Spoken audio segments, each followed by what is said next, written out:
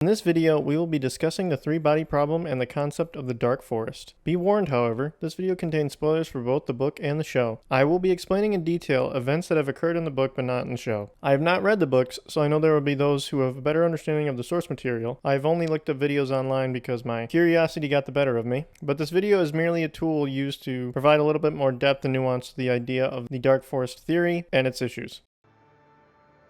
With that out of the way, let's discuss the main premise of the show. I'm going to give a very broad synopsis of the show, and I will bring up specific examples when necessary. The show revolves around the idea that humanity is not alone in the universe, and there is a looming threat to Trisolarans, or the San-T, who have discovered our location through communication with Earth. Once they discover our location, they immediately begin preparations to travel to and subsequently invade the Earth, taking it for their own, as their home planet is too inhospitable and chaotic to support a stable environment for their species. Through their advanced technology, they develop an AI that can interfere with our science and technology long enough so that by the time they reach our planet in about 400 years, they will not face any major resistance. An important note is that their technological and scientific understanding advances far slower than humanity's, which is why they are so focused on slowing us down as much as possible. Later on, we find out that the true nature of the universe is a dark forest. What this means is the universe is so silent and we don't have any observations or evidence of aliens because they spend their time hiding, out of fear that there is a bigger predator or a more advanced species that could completely eradicate them.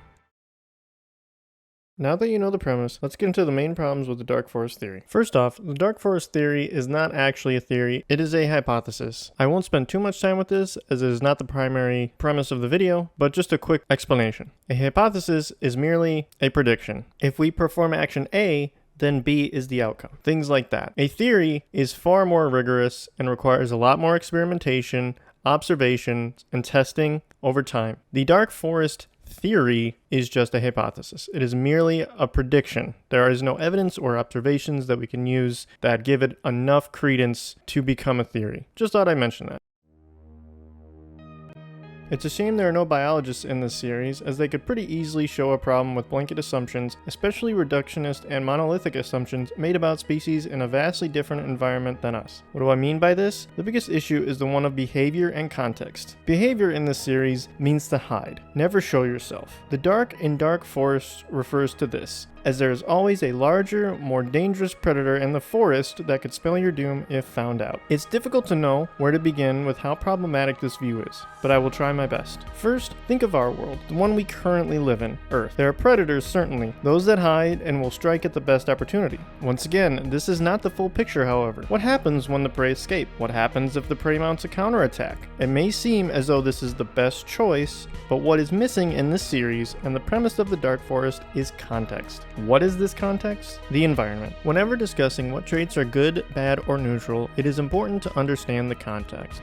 In each and every case, the environment dictates what is good, bad, or neutral. I'm using the hiding trait as a singular trait for simplicity. It is not that simple in real life.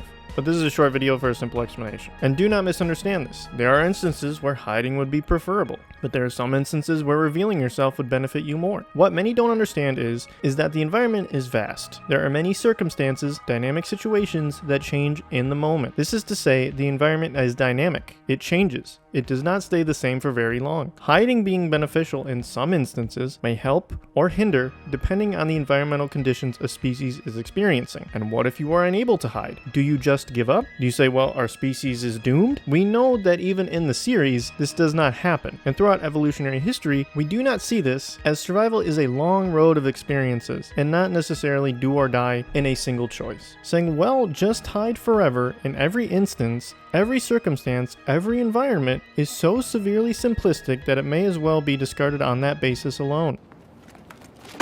Also, consider, humanity did not know the true secret of the universe initially. They learned this through their encounter with the Trisolarans. So what happens when a species, who is evolving over time, makes mistakes and accidentally reveals themselves to the greater universe? If this were the case, and the consequences so dire, then there would be even less advanced species, if there would be any to begin with, as this is not something that would be very obvious to every single species. They would require the ability to learn over time, to fail, but more importantly, survive and pass this knowledge on to future generations. If they all just died, then how would any other species learn the truth? Next, let's talk about the benefits of revealing yourself. The main benefit would be the cooperation between two species that could share many things for mutual benefit. The Santi could utilize the Earth for resources and a new home, while humanity could utilize the Santi's vast knowledge and technologies to rapidly advance in the scientific and technological fields. This is not something that can be brushed aside so easily. Saying just hide for each and every decision, whether there is awareness or not, has pros and cons. And what dictates those pros and cons depends on the environment, how many resources are available, scarcity, living conditions, among many others. I will mention this again. Humanity and many other species share varied and distinct relationships with one another. There are mutualistic, parasitic, predator-prey, commensal, and antagonistic relationships. You may see these as set in stone, but every interaction has pros and cons. A mutualistic interaction can become parasitic over time, and vice versa. I know I keep hammering away at this point, but in a vast universe with vastly different environmental conditions, we cannot blanket assume that each and every species will act exactly the same. The next main point is from the physics side. Now, I am no physicist, nor do I claim to have a strong understanding in it. Trust me, it's abysmal. But I do understand basic thermodynamics. What really undermines this hypothesis, almost completely, is the idea of heat waste. Any and all processes that do work produce waste heat. This is unavoidable. Now, I understand in science fiction, we could just magically delete this phenomena. But humanity today, and humanity in the show, which is based on current human understanding, can track stars, cosmic phenomena, and many terrestrial events through waste heat alone. Now imagine a vastly more advanced species. You think humanity, or even the Santi, could hide their heat signatures from a sufficiently advanced civilization? Not a chance. There really is no way around this. Truth is, the game was rigged from the start. Even if they weren't 100% certain of humanity's existence, I feel as though a more advanced species would at least be skeptical and would scout out any area they may fear to contain advanced life. I will end this video by bringing up certain examples in the show and series that undermine and even display the Trisolarans as hypocrites, as they do not even follow the so-called Dark Forest theory themselves. First off, the so-called pacifist Santi breaks the rule from the very start. The difference with humanity and the Santi is that the Santi essentially already know the true secret of the universe, making this even more hilarious.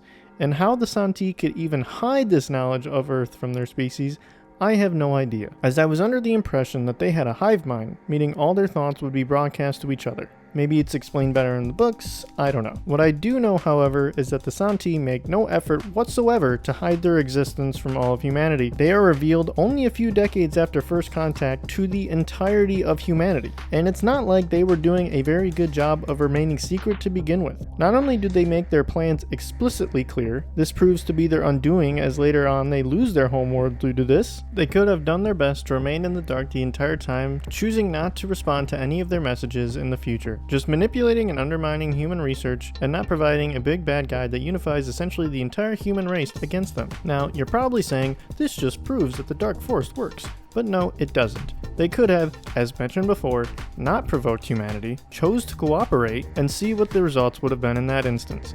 We don't know this outcome, but it could have led to a far more beneficial relationship than total annihilation between both homeworlds. And, as we also learned, humanity survives this encounter as well anyway. In fact, through this encounter, humanity probably advances far faster than they otherwise would have, given the leaps and bounds in progress they made in preparing for the arrival of the Santi. And, as mentioned, the Santi blatantly violated the rule of the universe, but so did humanity, meaning that it is possible to reveal yourself and also survive and proliferate, and advancing far beyond what you were capable of before. Thank you so much for watching the video. If you have any ideas that you think I may have missed, or you think I made mistakes in my understanding, feel free to discuss in the comments. If you like the video, I would greatly appreciate a like, as it helps me a lot in the YouTube algorithm. And if you want to see more videos on scientific topics, subscribe for more videos.